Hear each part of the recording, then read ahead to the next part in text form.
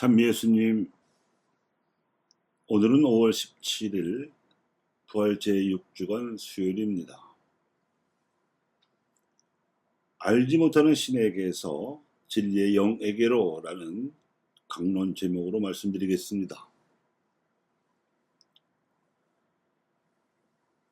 예수님께서는 3년 동안이나 직접 가르침을 듣고도 아직 깨닫지 못하고 있던 제자들에게 진리의 영이 오시면 깨닫게 되리라고 말씀하시고는 더 이상 가르침을 아끼셨습니다.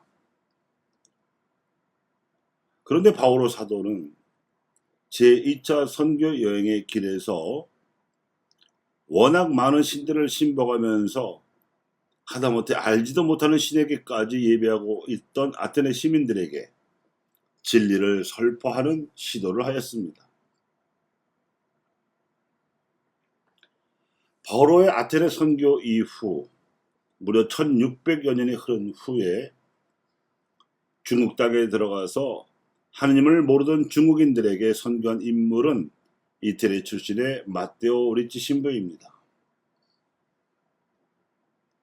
그는 중국에 파견되어 20년 이상이나 한문과 유학을 습득한 다음에 시경과 서경 등 원시 유학이 담긴 고전 문헌에서 상제라는 개념이 인격 신의 뜻으로 사용된 용례를 발견하고는 이 개념을 유학과 그리스도교의 연결고리로 삼아서 천주실의라는 저작을 저술하였습니다.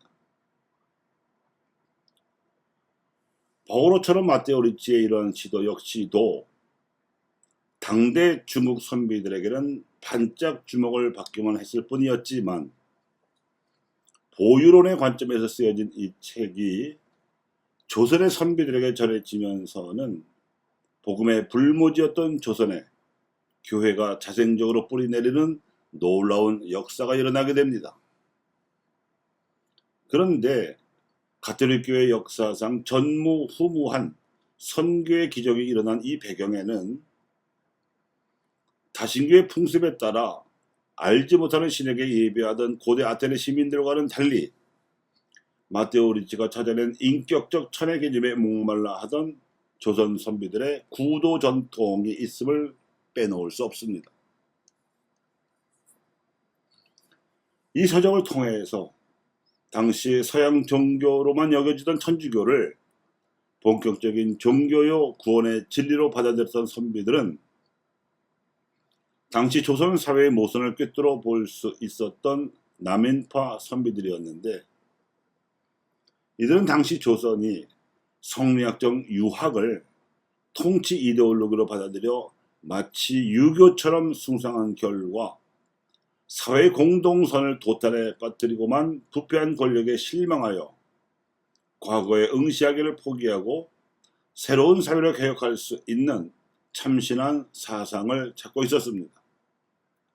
그러다가 남인파 안에서도 노감 권철신 문화의 선비들이 실학 공부를 공동으로 연구하기를 원하여 강학회를 열기까지 했는데, 이 노감계 선비들의 실학 강학회 노력에 천주학과 천주교로의 불을 붙인 인물은 광암 이벽이었습니다.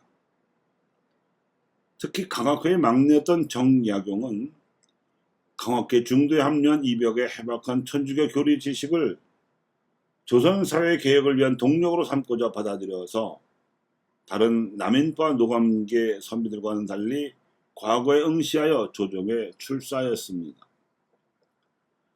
그러자 정약용을 시기한 노론파 다른 선비들이 엉뚱하게도 그를 천주교인이라 하여 고발하여 축출하려는 사태가 촉발되자 단연 독보였던 그의 재주와 인품을 유난히 아끼던 정조 임금은 전라도 강진 땅으로 장기 유배를 보냈는데, 결과적으로는 유배형의 형식을 빌어서 보호를 해준 격이었습니다.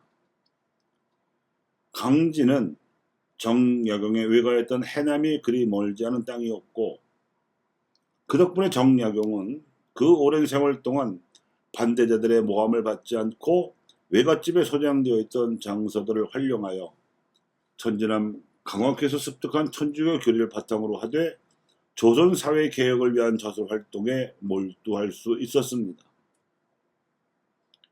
그리하여 정치, 경제, 법률 등 여러 분야에서 독보적인 저작을 내놓았는데 공허한 관념론에 빠졌던 주제학풍에서는 도저히 나올 수 없었던 천주교 신앙의 세례를 받은 학풍에서라야 가능한 저작들이었습니다.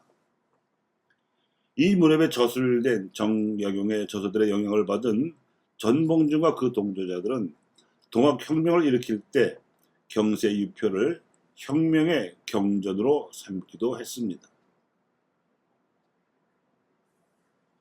마테오 리치가 천주시대를 편찬한 이래 한국 사회에 일어난 섭리적 역사의 흐름을 간추리면 이러합니다.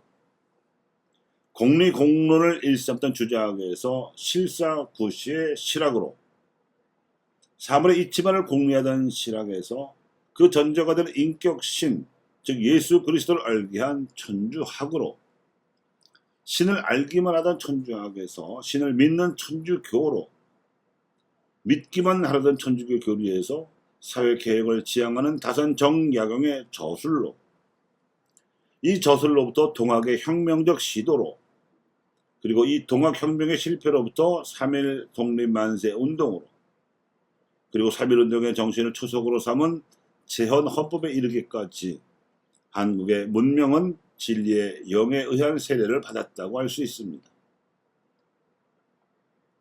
따라서 진리의 영에 의해서 이끌려온 한국의 문명은 한국의 초대교회 지도자들이 교부 역할을 수행하여 증거했던 바로 그 실사구시의 방향에 따라서 사회교회가 가르치는 최고선과 공동선의 진리를 증거함으로써 섭리적 역사를 완성하시는 삼위일체이신 하느님의 구원 경륜을 알려줄 수 있을 것입니다.